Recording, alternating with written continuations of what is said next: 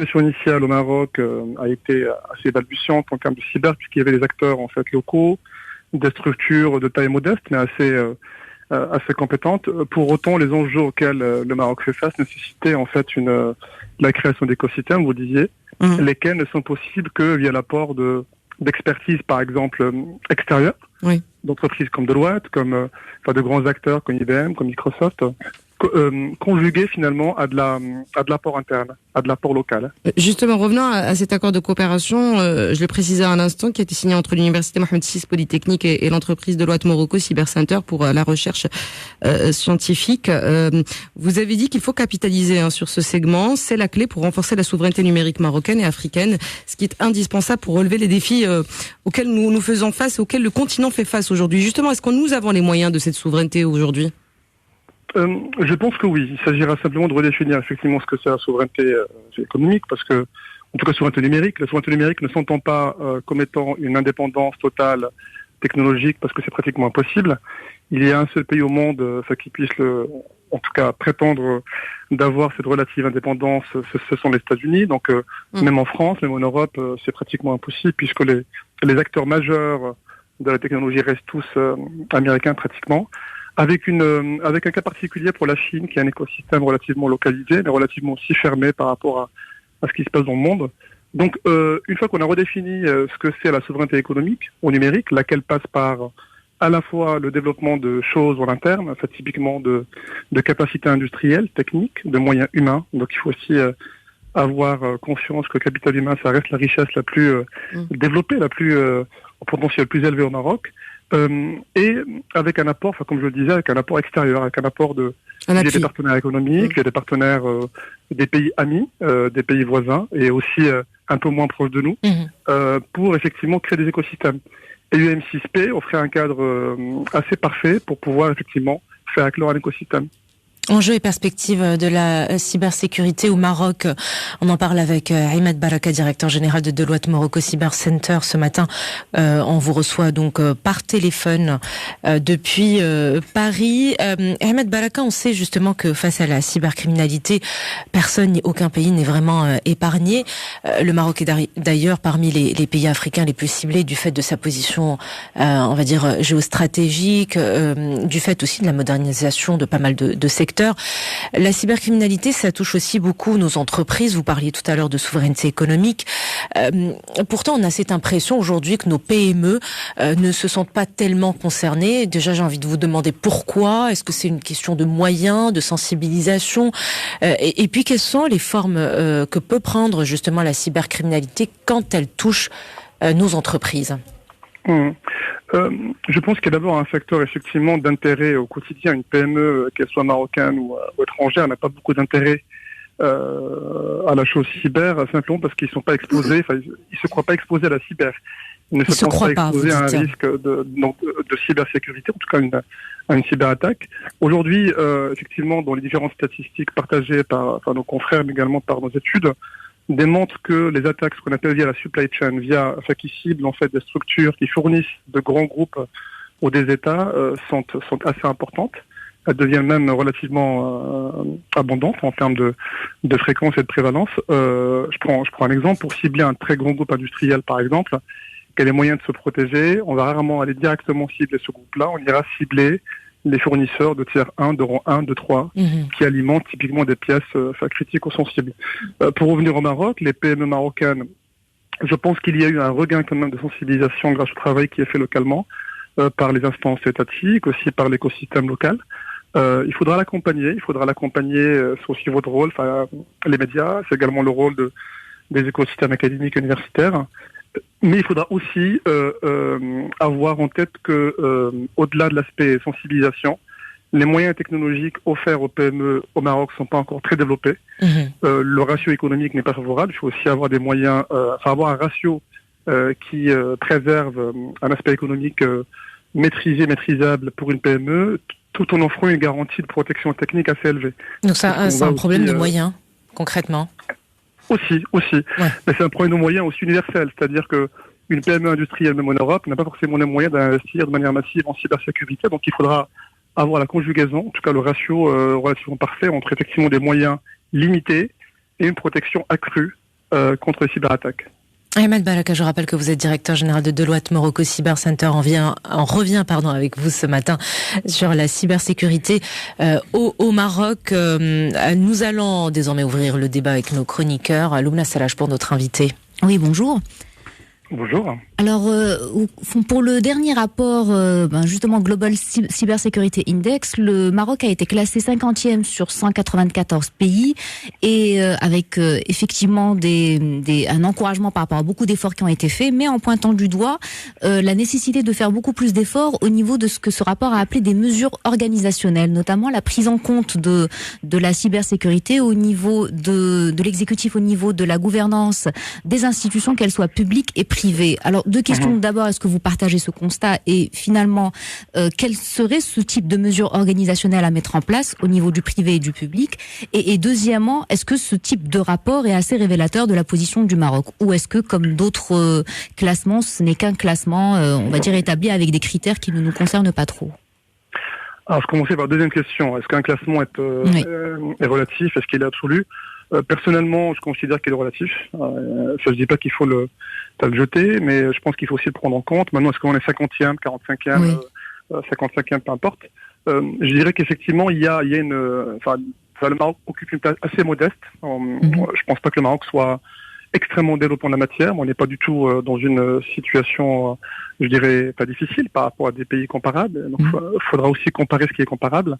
L'économie reste de celle d'un pays en voie de développement, donc il y a des choses qui émergent. Maintenant, pour revenir à votre première question, effectivement, il y a des mesures à prendre en compte, surtout dans le privé, parce que j'estime que l'écosystème étatique, en tout cas, a déjà fait des choses intéressantes il y a 3-4 ans, même un petit peu avant, et qu'effectivement, l'intégration au plus haut niveau de la cybersécurité dans les comités d'audit, dans les comités exécutifs, par exemple, voire même la sensibilisation des dirigeants, des salariés à la chose cyber, me paraît être effectivement de nature à améliorer le classement du Maroc, en tout cas la perception de ce classement-là, pour pouvoir effectivement accompagner la transformation, mais qui va au-delà de la cyber. Ça va au-delà de la cyber, ça va toucher jusqu'à effectivement la création d'écosystèmes numériques. Le capital humain étant ce qu'il est, je pense que le Maroc pourra avoir un écosystème numérique extrêmement intéressant dès lors que la cyber est prise au sérieux. Il y a également allez-y Loumna, vous aviez une deuxième question. Je voulais juste une précision, sensibilisation des collaborateurs et des collaboratrices par rapport à quoi exactement? Par rapport, par exemple, à l'utilisation de messagerie personnelle, de choses comme ça, ou par rapport à la cybersécurité en général? À des actes précis ou bien à quelque chose de plus global? Les deux, c'est-à-dire qu'il faut à la fois comprendre de manière plus ample ce que c'est la cyber. La cyber n'est pas uniquement, en tout cas le stéréotype d'avoir des hackers ou des mots de passe que l'on casse. C'est pas le cas. La cyber, c'est une matière qui est extrêmement riche. Je la compare souvent à la médecine spécialisante versus la médecine générale. C'est-à-dire qu'il y a tellement de spécialités, il y a tellement de choses différentes à appréhender, mais elle ne vient pas en fait du tout en contradiction avec l'informatique générale, qui est un peu la médecine générale. L'informatique étant la pratique bien sûr du numérique au sens très large. Et la cyber, on se spécialise sur du cloud, de la data par exemple, des infrastructures, des réseaux. Et par ailleurs également en termes d'usage. Lorsque un dirigeant voyage dans un avion, prend le téléphone et parle dans l'avion, c'est pas de la cyber forcément. C'est également de la sensibilisation par rapport à l'usage du matériel informatique, du matériel en fait numérique. Ça peut être également simplement des comportements de collaborateurs au quotidien avec leur machine, leur ordinateur, avec leurs fournisseurs, leurs tiers, les tiers. Puis enfin, aussi comprendre les écosystèmes géopolitiques. C'est-à-dire que la souveraineté, c'est aussi la capacité à présenter, en tout cas à préserver son autonomie stratégique et celle relative à l'action de façon indépendante dans un écosystème mondial. Comprendre aussi que le Maroc fait face aussi à des enjeux géopolitiques assez élevés et faire adapter la posture aussi de l'entreprise par rapport à ces enjeux-là. Ahmed Baraka, vous êtes directeur général de Deloitte Morocco Cyber Center et vous êtes en direct ce matin depuis Paris, par téléphone. Nous poursuivons le débat à présent et avec Mohamed El-Khouer. Mohamed El-Khouer pour notre invité. Oui, bonjour monsieur. Bonjour. Alors, ma question porte sur le fait de savoir si on peut réellement justement mettre en place un cadre comme celui-là pour faire face à toutes ces menaces d'atteinte à la sécurité informatique dans notre pays. On a cette direction générale de la sécurité des systèmes d'information qui pour l'administration fonctionne plutôt bien. Il me semble qu'on n'a pas de coordination globale dans le privé. Est-ce qu'il y a quelque chose qui se fait là-dessus? Et par ailleurs, deuxième question, comment on peut prétendre à mettre en place un écosystème efficace quand d'un autre côté on a Darb Relef? Ah oui, mais écoutez, bon. Alors déjà, s'agissant de la DGCCI, il me semble que celle-ci chapeaute également le secteur privé. Il y a différents modèles, bien sûr. La France, typiquement, a choisi d'avoir une séparation de ce qu'on appelle l'offensif et le défensif. En tout cas, d'avoir un focus sur le secteur privé qui est différent du secteur public. Bien que l'ANSSI, qui est l'agence équivalente en France, ces dernières années a également, quelque part, supervisé le secteur public de par la prolifération des cyberattaques. Pour revenir au cadre, moi je pense qu'il y a deux aspects à séparer, en tout cas à appréhender. Il y a un cadre juridique, bien sûr, stratégique. J'estime que le Maroc a tous les moyens nécessaires, qu'ils soient juridiques, qu'ils soient opérationnels ou stratégiques, pour non seulement les concevoir, mais également mettre en place des politiques et des plans stratégiques cyber assez intéressants, en tout cas assez exhaustifs, dont l'exécution au quotidien, mais il me semble pas qu'il y ait une contradiction avec l'existence d'écosystèmes comme Darb Relef. Je pense que, vous savez, en Europe, aux États-Unis, il y a plein de Darb Relef, mais exprimés différemment en matière de numérique. Il y a beaucoup de jeunes hackers, il y a beaucoup de groupes dans le dark web, il y a beaucoup de choses qui se passent également dans le web 3.0 qui sont pas tout à fait toujours, en tout cas, d'un point de vue légal, très pertinent. Et donc j'estime qu'effectivement, au contraire, c'est une richesse aussi. Le capital humain marocain, c'est un pays très jeune. Donc qu'un jeune hacker fasse son petit job à Darb Relef ou à l'IM6P à Ben Guerir ou à Rabat, j'ai envie de dire, et contribue quelque part à l'émergence aussi d'un écosystème, d'une force. Et un écosystème, enfin, c'est aussi une entreprise, c'est aussi des fournisseurs, c'est aussi une posture d'achat. Je pense qu'aussi l'acte d'achat de dirigeants de prestations en cybersécurité doit également avoir une posture globalisante, avoir une vision effectivement alignée avec la vision business. On peut pas juste bricoler finalement et partir justement de Darb Relef pour acheter une protection qui soit très basique ou basique. À l'heure où en 2022 il y a beaucoup d'enjeux extrêmement sensibles. Donc il faut considérer la chose de manière beaucoup plus large et beaucoup plus ample. C'est justement ce sujet Darb Relef, c'est les licences, la protection.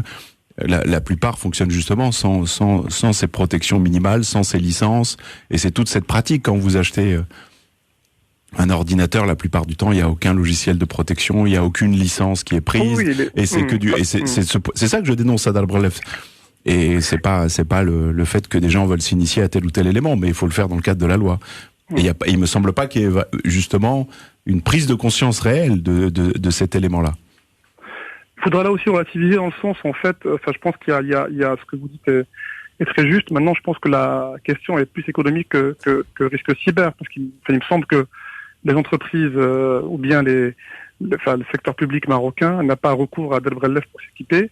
Je pense que ça reste largement un marché pour les particuliers qui, bien sûr, reste très discutable. Il y a aussi un aspect économique, qui n'est pas simple, j'imagine, pour le régulateur à appréhender, en tout cas à faire modifier. Mais pour revenir effectivement à l'écosystème privé au public, moi je pense que celui-ci s'équipe très fortement, bien sûr, chez des acteurs qui ne sont pas Darb Relef, chez des tiers de confiance, chez des fournisseurs même majeurs comme Microsoft, comme aussi des acteurs locaux. Et pour autant, la posture cyber n'est pas toujours prise en compte, dans le sens où effectivement s'équiper est une chose, mais appréhender en fait la protection, la pérennité du système, sa continuité, sa souveraineté aussi, doit nécessairement être faite de manière alignée avec une vision globale, à la fois qui s'inspirerait des divisions étatiques d'un plan souverain stratégique en cybersécurité. Qu'est-ce que le Maroc souhaite faire en cybersécurité? Je prends un exemple. Est-ce qu'on souhaite développer un écosystème de hackers, de white hackers, donc les hackers blancs, qui, par exemple, cherchent des failles et les dénoncent, en tout cas les publient pour des buts de protection et de correction? Est-ce qu'on veut développer un système académique? Est-ce qu'on veut avoir un acteur marocain du cloud, typiquement, en tout cas africain ou pan-africain?